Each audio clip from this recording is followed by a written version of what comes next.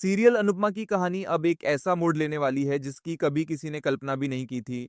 क्योंकि मुंबई पहुंचने के बाद अनुपमा, परी और ईशानी की जिंदगी में सबसे बड़ा तूफान तब आता है जब फिल्म सिटी में काम ढूंढते हुए अचानक उनकी नजर वनराज पर पड़ती है।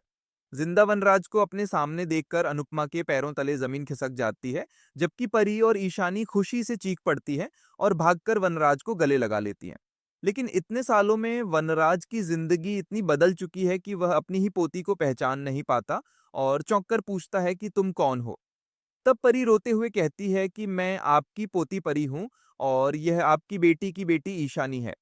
ये सुनकर वनराज कुछ पल के लिए भावुक होता है, लेकिन जैसे ही उसकी नजर साइड में खड़ी अनुपमा पर पड़ती है, उसका चेहरा पल भर में गुस्से से तमतमा उठता है। वनराज आज भी अनुपमा से गहरी नफरत करता है और इन वर्षों में उसने अपने अतीत से पूरी तरह दूरी बना ली है।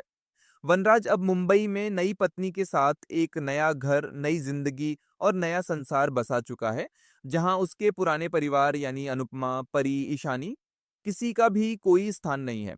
इसी वजह से वनराज परी और ईशानी से साफ कह देता है कि वह अब उन्हें अपने साथ नहीं रख सकता, क्योंकि वह अपनी नई पत्नी के सामने अपनी पुरानी जिंदगी का कोई भी सच उजागर नहीं करना चाहता। ये सुनकर परी और ईशानी का दिल टूट जाता है, क्योंकि वे दोनों सोच रही थीं कि अमीर दादा वनराज के साथ रहने से उन्हें चौल में नहीं रहना पड़ेगा, लेकिन वनराज उनके लिए दरवाजे बंद कर देता है। दूसरी ओर वनराज की आंखों में अनुपमा के लिए पुरानी जलन और गुस्सा फिर से जाग उठता है और उसे लगता है कि अनुपमा की वजह से ही उसकी जिंदगी कभी चैन से नहीं चल पाई। इसलिए अब वनराज ठान लेता है कि वह इस बार अनुपमा को मुंबई में ही सबक सिखाएगा और उसके नए सफर को खत्म करके रहेगा। अब सबसे बड़ा सवाल यह है कि क्या वनराज अनुपमा की जिंदगी में फिर से बड़ी मुसीबत खड़ी करेगा? क्या अनुपमा मुंबई में अपनी नई शुरुआत, फिल्मी करियर और परेशानी की जिम्मेदारियों के बीच वनराज के इस नए रूप का सामना कर पाएगी? आगे कहानी का हर मोड़ अब और भी ज्यादा धमाकेदार और दिलचस्प होने वाला है।